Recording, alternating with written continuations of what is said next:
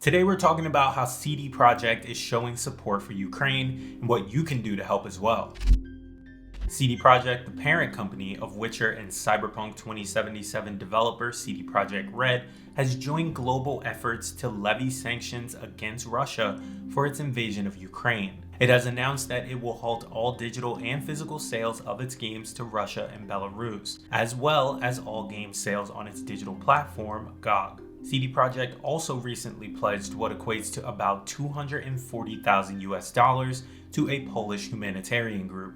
In a statement, CD Projekt Group said, quote, "In light of the Russian military invasions in our neighboring country of Ukraine, until further notice, the CD Projekt Red Group has made the decision to halt all sales of our games to Russia and Belarus." CD Projekt also stated that it's aware that it doesn't have the power to directly influence matters on the global stage, but it does hope that by adding its voice to a growing number of entertainment brands that have blocked Russia and Belarus from accessing their content, it can help inspire change in those countries. A growing number of gaming entities have publicly moved to distance themselves from Russia and call for an end to the invasion of Ukraine. The Deputy Minister of Ukraine has called on Sony and Microsoft to also join in on sanctions, though neither has yet done so. Bloober Team is also suspending sales of its games in Russia and Belarus as a sign of solidarity for Ukraine.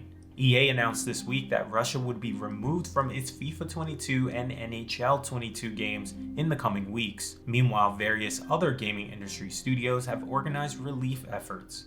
This War of Mine developer, 11-Bit Studios, is donating all proceeds from sales of the anti-war game over the next week to the Ukrainian Red Cross. Stalker 2 developer GSC World, which is based in Ukraine, called on the gaming industry and players to donate to a fund to help aid the Ukrainian armed forces. If you'd like to help the ongoing humanitarian efforts, we've organized a list of organizations like the Ukrainian Red Cross and UNICEF that you can donate to. The link will be included in the video's description. But okay, that was a very important but also very heavy topic to cover. So let's switch gears a little bit and talk about some lighter news. A new trailer for Kirby in the Forgotten Lands has been released today, and it doesn't reveal too much new info, but does go over the game's enemies, the Beast Pack, and the multiple transformations that Kirby can use. This includes some extra versions of Mouth Full Mode like Stairs Mouth and Pipe Mouth. I almost wish I was joking with those names. To help anyone who's still on the fence about picking up the next Kirby game, Nintendo has also released a sizable demo on the Switch's eShop.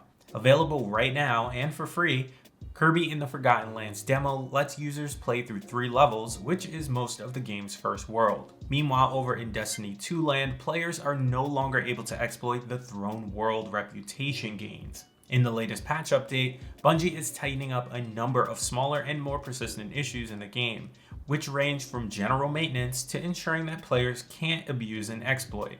The exploit in question allows players to repeatedly open specific chests in the expansion's new patrol zone, enabling them to quickly max out their reputation with the local vendor Finch instead of organically leveling up through bounties and missions. You can read about all the fixes and more in the patch notes over on GameSpot.com. Make sure to check the links in the description if you have the means to donate. We'll see you tomorrow.